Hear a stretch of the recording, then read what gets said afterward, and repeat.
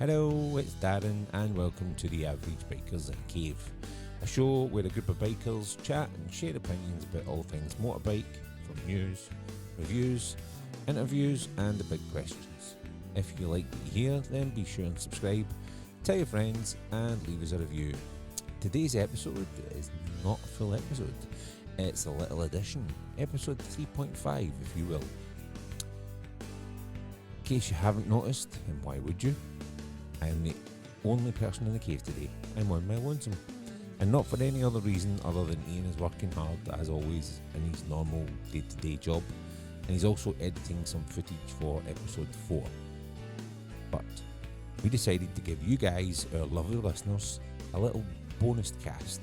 Specifically around something that we chatted about in episode 3.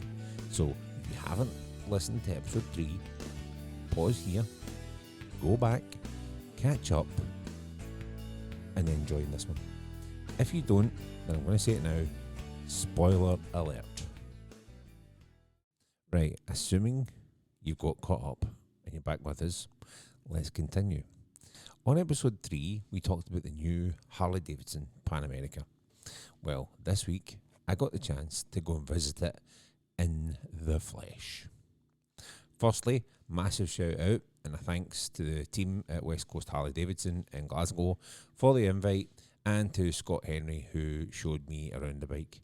If you haven't visited the team at West Coast Harley Davidson, I would highly recommend it. Very friendly, loads of bikes, not just Harleys, a massive range of clothing and accessories, and the best bit is they've got a great little cafe upstairs. It's like a whole day out. Anyway, on to the bike. So, the new Harley Davidson Pan America adventure bike. It's a brand new Revolution Max 1252cc liquid cooled VVT V-twin engine. Mechanical variable valve timing engine with computered monitoring. So what does it really mean? Well, normally you would hear phrases like it's tuned for torque or it's tuned for horsepower. Well, with the VVT, it means you get the best of both. The computer monitoring means that the bike knows, just by you twisting the throttle, what kind of output you want. So if you quickly pull back on the throttle, the bike knows that you want the horsepower as you enter that kind of golden VVT kind of rev band. But if you gradually throttle back, you get more of the torque, which is very clever. It produces about 150 bhp at 750 RPM and 94 foot-pound of torque at 6,750 RPM. Standard Pan America comes in at 245 kilos. The special model is slightly heavier at 258. Now, originally I said that this bike was tall at 890 seat height. However, for the extra £600, you could opt for the ARH, or the adaptive ride height, which allows the bike to automatically lower by up to around 50mm when you come to a stop, either at lights or the coffee shop. Then, as you ride off, the bike raises back up again to the kind of normal standard height. Now, I've also learned, while on the bike, I was literally sat on the bike, that the seat actually has two separate seat heights. It has normal and low, bit like you get on the BMWs, because I know mine has it. When the seat is in its low position and ARH is engaged, the actual seat height is closer to 800mm, which is low for an adventure bike, albeit when the ARH kicks in, you go back up to about 850, but 800mm in its lowest position means that that's actually quite achievable for even the smallest of riders. The model I sat on earlier this week was set up in that way, and I was flat-footed on the ground, and I'm 6 foot, albeit with short legs. I think I'm only maybe a 31-inch leg, but my feet were flat on the ground.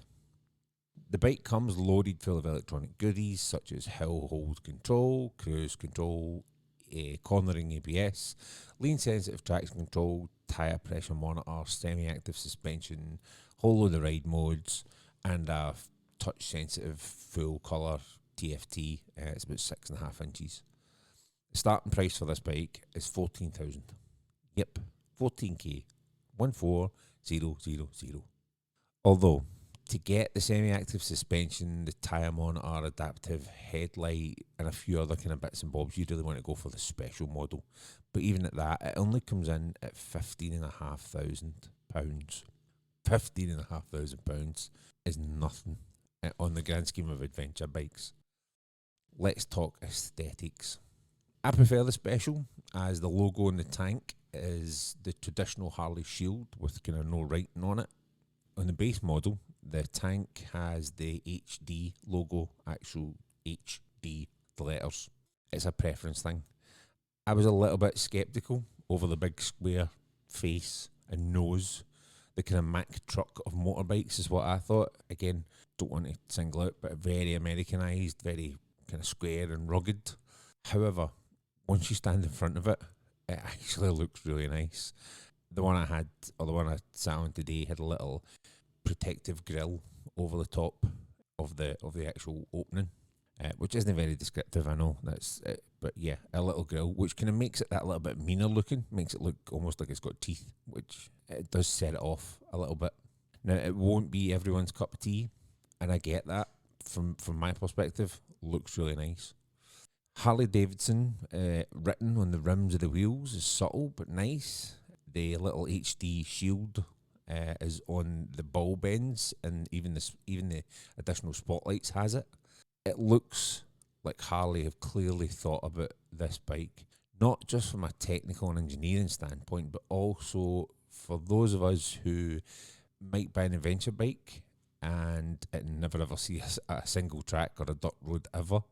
In the vivid black, which is the one that they had there this week, when it's all clean and shiny, it's understated and it's stunning, because even the logo on the tank is very difficult. It's not difficult to see, but it's very muted onto the rest of the paint. However, I think if you threw some mud, dirt, dust and whatever up the side of it, should you decide to go kind of full Ewan and Charlie or Ted Simon on it, I'm sure it would still look absolutely stunning. Yes, there will be things you can add from accessories catalogue. That's always the case. The £1,700 full luggage in stainless steel, or my preference would be the black, because the black on black would look like an absolute demon. But again, it's personal preference whether you go full luggage, top box, whatever. A full Harley Davidson adventure riding suit, gloves, spotlights, there's loads of things that you could probably add onto that bike. But that, I suppose, that's the same with any adventure bike. You could go and spec it up to 20 odd grand if you really, really wanted to, if you include helmets and all sorts. So for me, this week has only fueled my excitement, and I've already expressed my interest in getting a little cheeky test ride and seeing how it actually handles and how that new Revolution Max engine performs. As it stands, from me, it's a thumbs up. It's a well done, Harley. First attempt at a proper modern adventure bike. Not bad. Not bad at all. One final thought I had as I stood looking at the bike is all those, and I was one, a Hog chapter member. I'm not sure how riding that with your leather cut on would look. It's not a bike that I don't think is going to lend itself to a leather cut. But you never know. Time will tell. So that's it. Again, this was just a little bonus for our regular listeners. I will post up some pictures on the bike on our Facebook and Instagram so you can see it. West Coast, Harley Davidson in Glasgow will have their demo on sometime in May, which I'll keep you posted on. Or you can follow those guys on social media. If your local dealer has one, then I would urge you to get in and have a look at it for yourselves and let us know what your thoughts are on it. Episode 4 is in the pipeline, and hopefully it will be with you guys soon, and I promise normal service will be resumed. Both me and Ian will be here talking our usual brand of utter nonsense. Again, thanks for everyone's continued support. We're always surprised every week as the volume of support seems to get larger and larger. Please like it, share, subscribe, pass it on to your friends, just keep the buzz going. But until then, remember, only a biker understands why his dog sticks his head out of the car window.